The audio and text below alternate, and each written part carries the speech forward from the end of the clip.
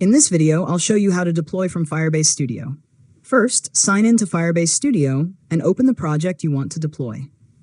Before publishing, make sure you've tested your app and saved all of your latest changes.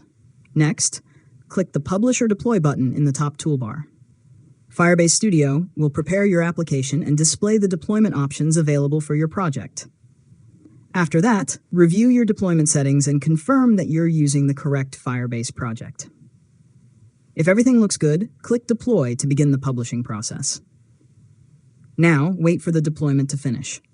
Firebase Studio will build your application, upload the necessary files, and generate a live URL once the process is complete. Finally, open the live URL to make sure your app is working correctly.